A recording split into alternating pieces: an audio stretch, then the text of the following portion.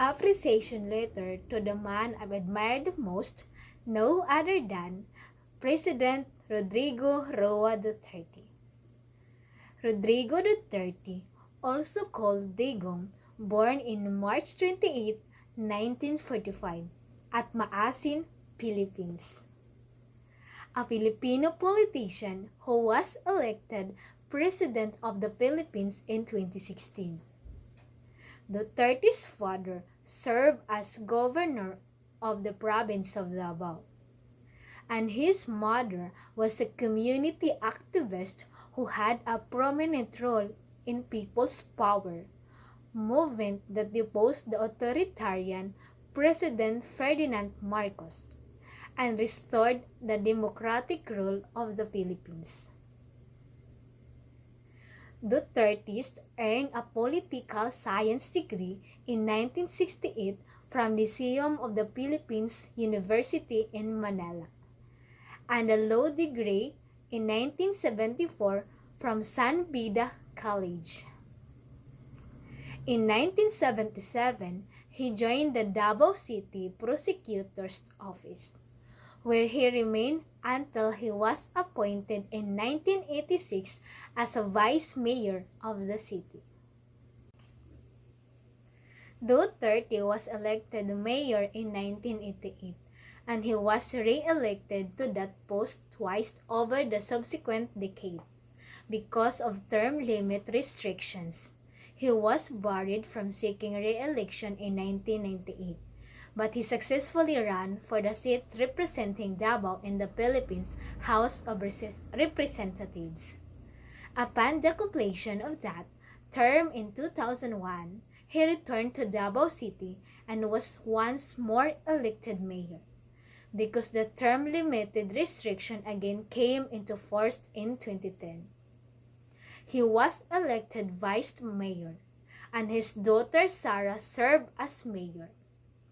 In 2013, Duterte returned to the mayor's office, this time with his son, Paulo, or known as Polong, serving as a vice mayor.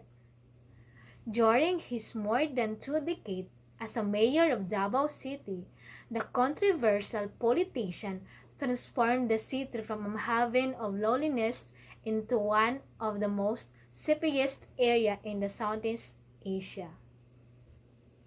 On June 30, 2016, Duterte was inaugurated as President of the Philippines. In his first 6 months in office, more than 6,000 people were killed in Duterte's war on drugs. We would like to thank you, as there have been many changes and progress during your administration. We applaud you for the cleanup of Boracay and Manila Bay. In a world where our environment is no longer valued, thank you for taking steps to protect and preserve the beauty of the Philippines.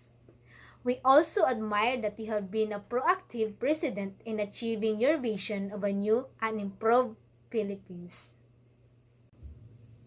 As Filipinos living overseas, we had high hopes that you will be true to the promises that you uttered when you were still running for presidency. As years passed, we have seen how you have handled the situation that our country has faced and are still facing. You had the decisions that were good, you had actions that had fatal consequences. Truly, being a president of nation is not an easy task. However, with the help of our sovereign Lord, you can do the great change which you had promised to the people. Your promise to stop the drug menace in our country seems to be impossible in the perspective of man. However, according to the Bible, for with God nothing is impossible. If you seek the Lord's guidance and divine assistance, you can successfully stop this problem of drug abuse in our country.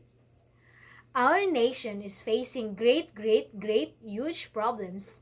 However, we plead that you shall remain in faith, always believing that God is bigger than all of these problems. Thank you, Mr. President, and may God give you long life with good health and peace of mind despite all the problems you are facing as a leader of this nation.